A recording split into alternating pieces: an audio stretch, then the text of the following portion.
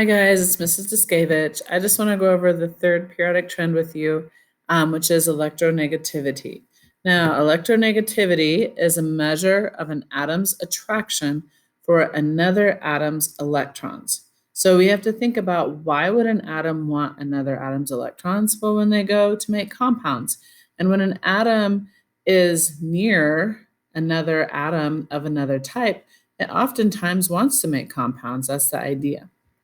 So it is an arbitrary scale, and so it's just basically a rank. So officially, it's kind of a qualitative rank from 0 to 4. Although there are numbers attached to it, it's not a specific piece of data. It's simply a number from 0 to 4, and that unit for that is Paulings. And so if we have 0 Paulings, that means we have a noble gas.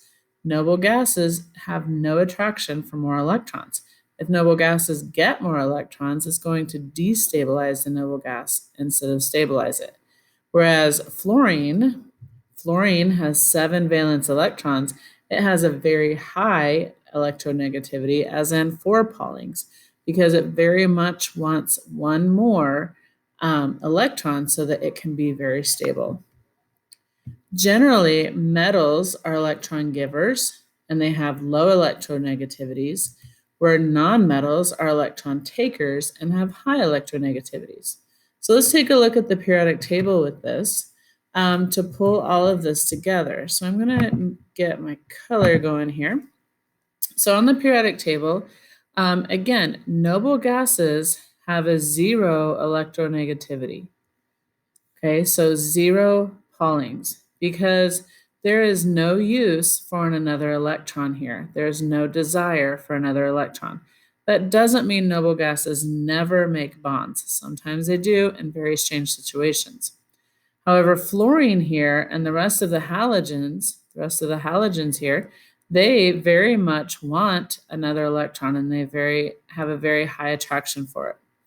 The reason why fluorine has a higher attraction for an electron than chlorine, for example, is because fluorine has electrons in only the 2nd energy level, where chlorine has electrons in the 3rd energy level.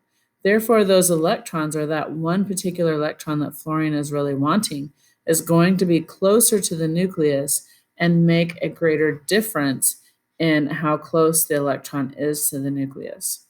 In the same regard, over here on this side of the periodic table, these atoms in particular have very little use for another electron. They would almost rather lose an electron than gain any electrons. If they gain electrons, they're not anywhere as close to a full outer shell.